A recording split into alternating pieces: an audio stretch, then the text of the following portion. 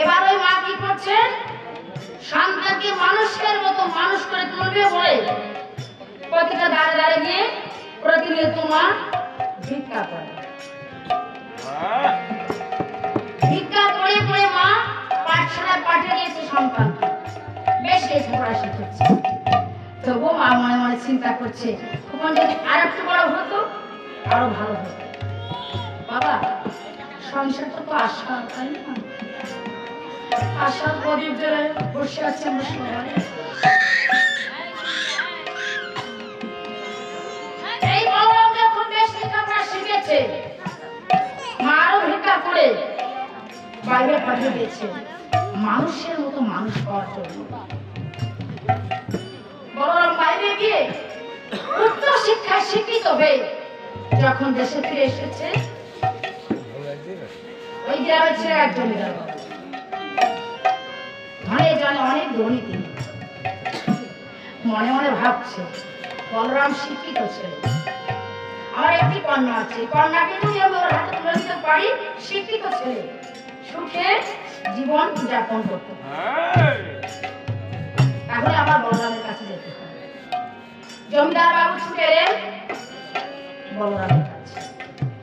ছুটে এসে ডাক দিয়ে বলছে, বলরাম, সারাটা জীবন তোমার মা ভিক্ষা করে তোমাকে বড় করেছে, সুখের মুখ তুমি কোনোদিনও দেখতে পারো না। আমার একটি কন্যা আছে, তুমি যদি কি বিবাহ করো, এই ধন জনের মালিক তুমি হবে।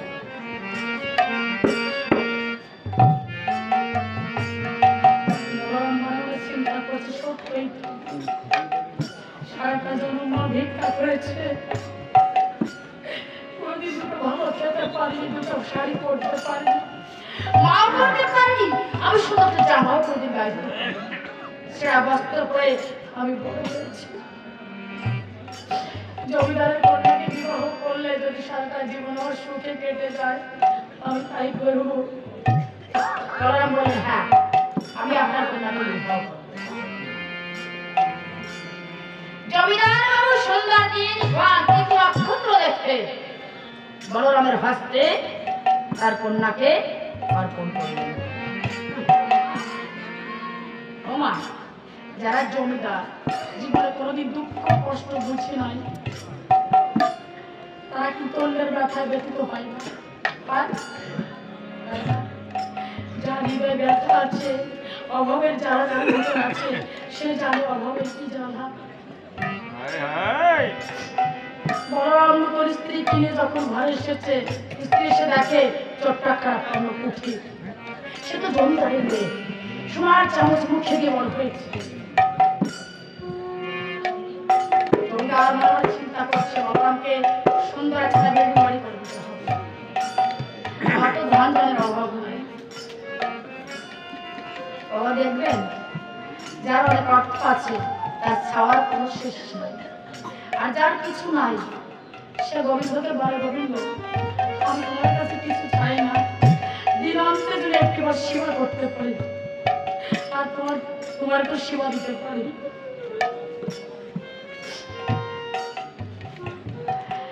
জমিদার বাবু যখন একটা বিল্ডিং বাড়ি করে দিয়েছেন, নতুন স্ত্রী বৃদ্ধ মাকে নিয়ে বিল্ডিং বাড়িতে সে জীবন যাপন করছে। কিছুদিন যাওয়ার পূর্বে তার স্ত্রী তাকে ডেকে বলছে, দেখো, তোমার সঙ্গে আমার কি কথা আছে। বলরাম আমার চিন্তা করতে, নতুন স্ত্রী ঘরে এনেছি, হয়তো কিছু বাহানা করবে, এছাড়া তো কিছু না। তুমি বলো, আমাকে কি বলতে চাও? বলছে, দেখো, আমার বাবা তোমাকে বিল্ডিং বাড়ি করে দিয়েছে, তুমি তো গরিবের ছেলে, আমি ধনী। ওই যে তোমার মাকে রেখেছো না, ওই বিল্ডিং বাড়ি তোমার মাকে রাখেছো, আমার মাকে কি করতে হবে জানো? নিচুর তলায় একখানা পুঁথি বেড়ে দিতে হবে।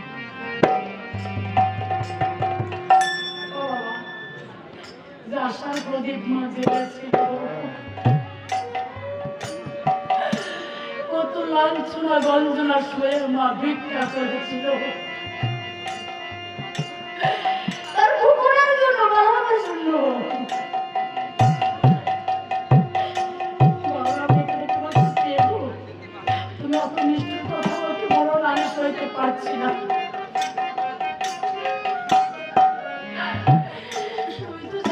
আমার মা কত ভিক্ষা করেছে আমার জন্য। আমি কেমন করে মাকে কুঠির বেঁধে দেবো তুমি বলতে পারো?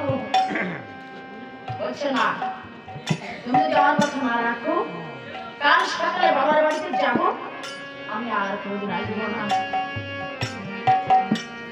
কি করবে? একদিকে তার গর্ভধারিণী মা, আর একদিকে তার নতুন স্ত্রী, অসহায় নিরুপায় হয়ে ধীরে ধীরে ছুটে এসে মায়ের কাছে। বলছে, মা, মা, আমি তোমার কাছে এসেছিলাম। মা তো বৃদ্ধ হয়ে গেছে, গোকুলের কণ্ঠের শ্বাস শুনতে পেরে দেখে দেখবো চাই, আর বাবা আমার কাছে আসে, আর আমি তো সব দেখতে পারি না তোমার কাছে।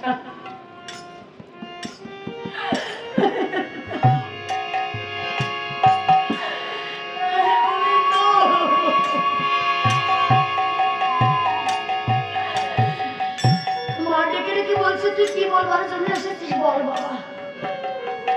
বলছো, মা, উপর থেকে তোমার নাম করতে বড় কষ্ট হয়ে না? ওই নিচের তলায় যদি তোমাকে কুঠির বেঁধে দিতে হয়, দুঃখে মার বক্ষখানা ভেঙে যাচ্ছে।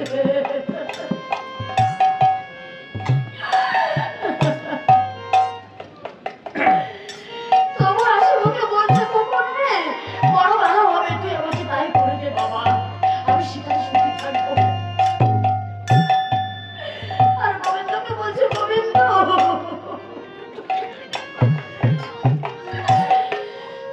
যদি কাঁদাতে হয় তুমি আমাকে কাঁদাও, আর গোকুলকে তুই ভালো রাখো, সুখী রাখো।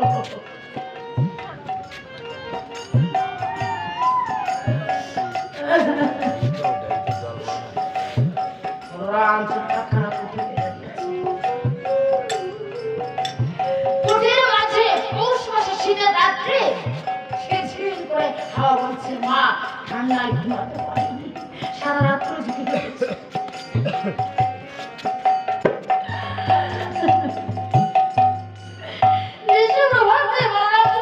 মায়ের কাছে গিয়ে ডেকে ডেকে বলছে, মা, রাত্রে কি তোমার ঘুম হয়েছিল? মা, ঘুমাতে পেরেছিলে?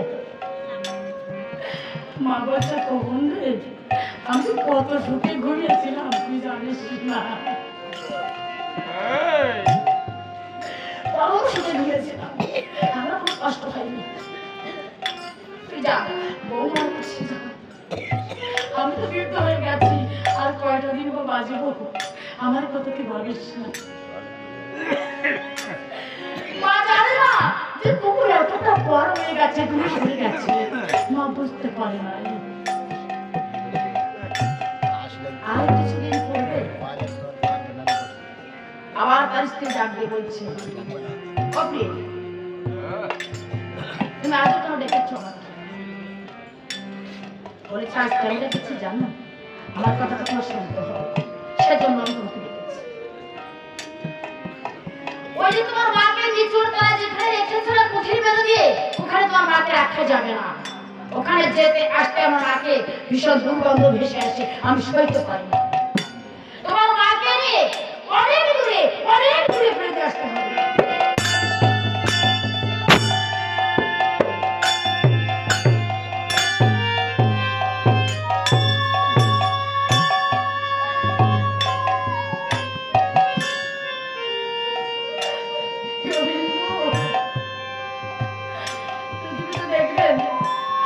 সবার ভালোবাসার পিছনে একটা স্বার্থ লুকিয়ে থাকে, কিন্তু মায়ের ভালোবাসায় কোনো স্বার্থ লুকিয়ে থাকে না।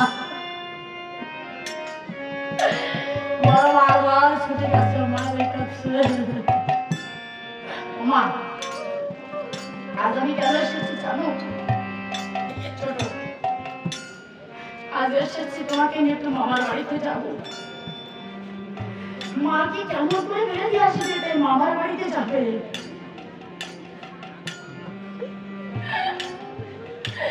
গোবিন্দ,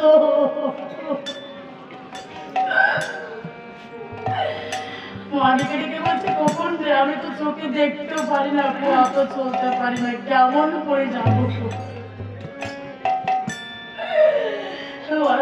বলছে মা তুমি কোনো চিন্তা করো না, আমি আছি, তুমি আমার হাত ধরে যাবে।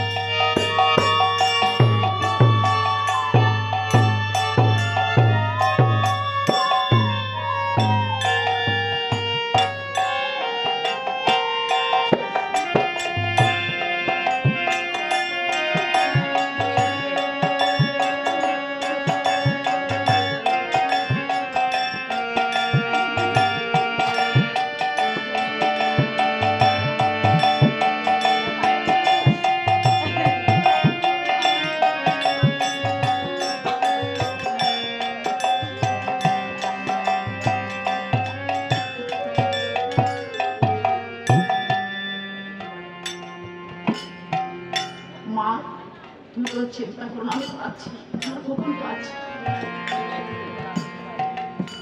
একদিন কলেজে যেতাম, পাঠশালায় যেতাম, এতটুকু সময় আমি পাইনি, কিন্তু বাইরে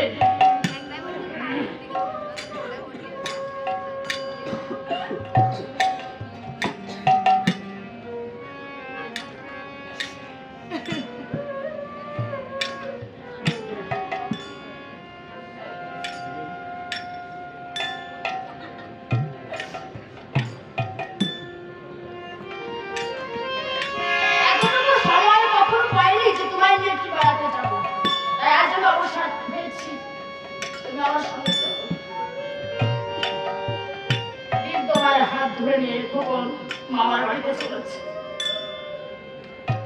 কিছু পথ গিয়ে দেখে একটি বড় বৃক্ষ গাছ। মনে মনে ভাবছে মাকে এখানে রেখে যেতে হবে, মাকে এখানে ফেলে দিতে হবে, তাছাড়া তো আমার কোনো উপায় নাই।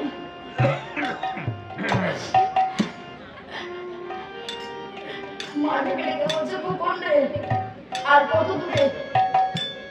আমি তো চলতে পারছি, আমার বড় কষ্ট হচ্ছে। বরং দেখে বলছে মা তুমি কোনো চিন্তা করে এসে গেছে, আর বেশি দূর নয়। বটবৃক্ষের নিচে মাকে নিয়ে ডেকে ডেকে বলছে মা তুমি বড় ক্লান্ত হয়ে গেছো, এই বটবৃক্ষের ছায়ার নিচে বিশ্রাম করো, আমি তোমার পিপাসায় জল নিয়ে আসি, তোমার ক্ষুধা পেয়েছে আমি খাবার নিয়ে আসি।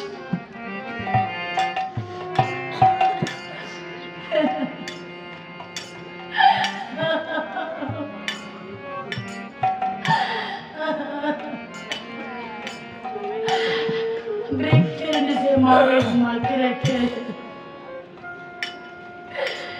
ফিরে যাচ্ছে, আর বারবার দেখছে মাকে জল পড়েছে, আর বলছে মনে এছাড়া তোমার আর উপায় নাই।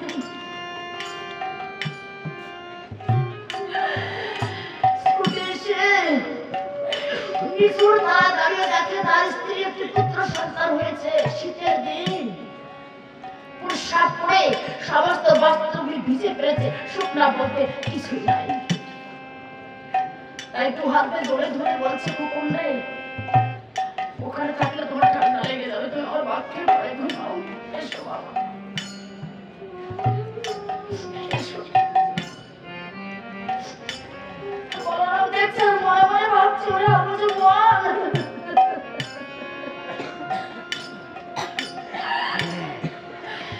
একদিন আমার মৃত্যু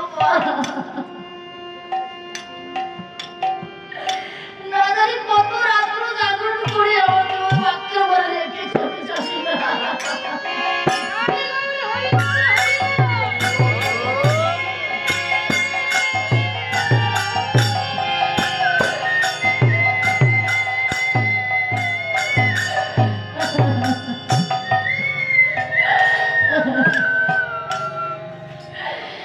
যে মামার সুখের জন্য দাঁড়ে দাঁড়ে ভিক্ষা করেছে,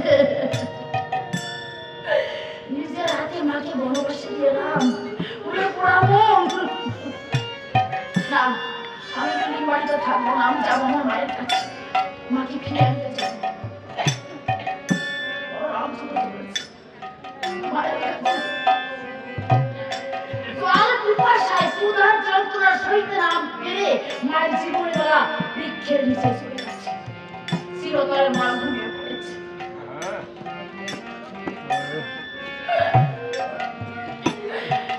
বলরাম ছুটে গিয়ে ডেকে ডেকে বলছে, মা, ওগো মা, দেখো না আমি এসেছি তোমাকে নিয়ে যাওয়ার জন্য, তুমি একটিবার আমাকে কুকুর বলে ডাকো না, ডাকবে না মা বিপদে পড়েছো।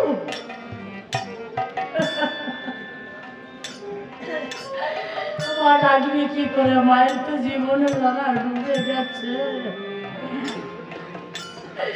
আর কোনোদিন কুকুরে বলে ডাকবে না, কখন দেওয়ার করতে হয়।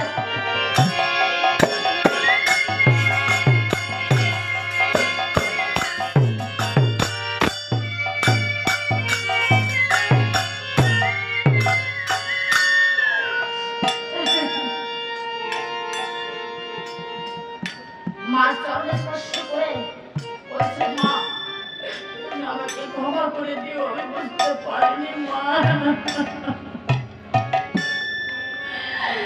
ওমা, আমার মতো সন্তান যেন আর কারোর ঘরে জন্ম নেয় না মা, আমি যে বড় পাপী মা, পারলাম না তোমার চরণ সেবা করতে মা। চরণে স্পর্শ করে বলরাম আমার কবির ভাষায় গিয়ে ওঠে, ও মায়ের এক ফোঁটা দুধের শোধাবে না কোনোদিন, জন্মা জন্মান্তরে ওরে